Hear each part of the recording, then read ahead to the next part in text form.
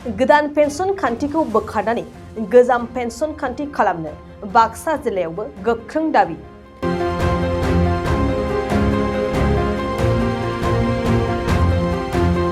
अल Assam गभ NPS एमप्लयिज एस'सिएशननि बिथोन बायदियै रायजोनि गुबुन गुबुन जिल्लानि सरकारारि मावखुलिफोराव गोदान पेन्सन खान्थि एबा एनपिएसखौ बोखारनानै गोजाम पेन्सन खान्थि खालामनो सरकारनि हेंथायै गोख्रों दाबि खालामदों। बेबायदिनो बाक्सा जिल्ला गभ एनपिएस एमप्लयिज एस'सिएशननि आफादगिरि अनिल कुमार बसुमतारियाबो आसाम सरकारनि गोदान पेन्सन खान्थिखौ बोखारनानै गोजाम पेन्सन खान्थिखौ खालामनो गोख्रों दाबि खालामदों। बे दाबिजों दिनै गुबुन गुबुन सरकारारि बिफाननि मावखुलिफोराव खुद्रि सारनायजों गोसोम सान एबा ब्लेक डे फालिदों। बे समाव अनिल कुमार बसुमतारिया बुङो दि गोबाव सम सरकारारि खामानि मावबोनायनि उनाव जुदि गावनि नखरखौ दैदेननो हायै पेन्सन होनो थांखि लानाय गोदान खान्थिया गनायथाव नङा।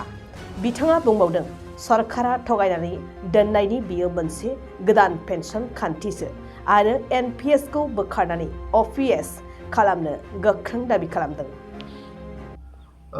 2004 नि 8 फेब्रुवारि खालि भारत सरकारा नेशनेल पेन्सन स्किम होननाय मोनसे जि सिस्टेम बेखौ डिक्लेयार खालामदोंमोन आरो थिग बेबायदिनो 2005 नि 1 फेब्रुवारि खालि बे एनपिएस होननाय मोनसे स्किमखौ माने इमप्लिमेन्टेसन खालामदोंमोन।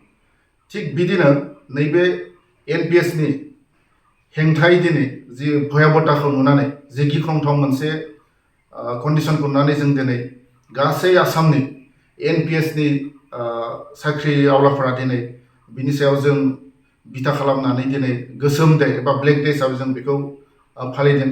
थिग बेबायदिनो आसाम नाङैनो दिनै गासैबो जाय बिथांमोना 2004 मायथाइनि उनाव जाय बिथांमोना दिनै साख्रि मावदोंमोन बिथांमोना गासै आसाम नाङैनो दिनैनि सानखौ जों गासिबो गोसोम डे एबा ब्लेक डे हिसाबै जों फालिदों।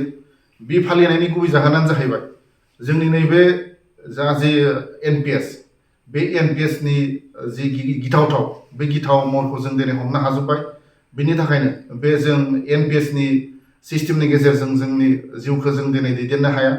थिग बेनि थाखायनो दिनैनि बे 2000 नैबे 23 दिनै 1 फेब्रुवारिखौ जोङो जेबायदि आगोलाव फालिबोबाय थानाय थिग बेबायदिनो देग्लाय बे बोसोरावबो 2023 नि 1 फेब्रुवारिखौ जों दिनै गोसोम डे हिसाबै जों फालिदों। आरो नैबे फालिनायजों लोगोसे जों आसामनि डायनामिक गिबि मन्थ्रि बिथां हिमन्त बिश्व शर्मा सारखौ जों बे हिमन्त बिश्व शर्मा सारनिसिम मोनसे मेसेज एबा रिकुवेस्ट खालामदों जाहाथे थाबैनो नैबे एनपिएस होननाय मोनसे सिस्टेमखौ बोखारनानै आरो गोदान मोनसे अपिएस होननाय मोनसे सिस्टेमखौ लाबोनानै जोंनि साख्रिआवलाफोरनि इयुनखौ मोजां खालामनो थाखाय आं जोंनि बाक्सा जिल्ला गभ एनपिएस एस'सिएशननि जानानै हांख्रायनाय हरबाय आरो जोंनि नैबे बिटिसि बा बिटिआर हालामनि सिएम बिथां प्रमद सारखौबो आं खावलायदों जाहाथे जोंनि एनपिएसनि जे भयाबता जे गिख्रंथाव मोनसे थासारियाव जों दं बेखौ जेन बिथां सिएम साराबो जेन साननानै बिथाङाबो जोंनि फारसे एसे सापर्ट खालामनानै दिनै आसाम फारसे बुंहरफायो। थिग बेखौनो आङो जोंनि सिएम सारनिसिमबो आखाइ खबजबै खुलुमनाय थाबाय।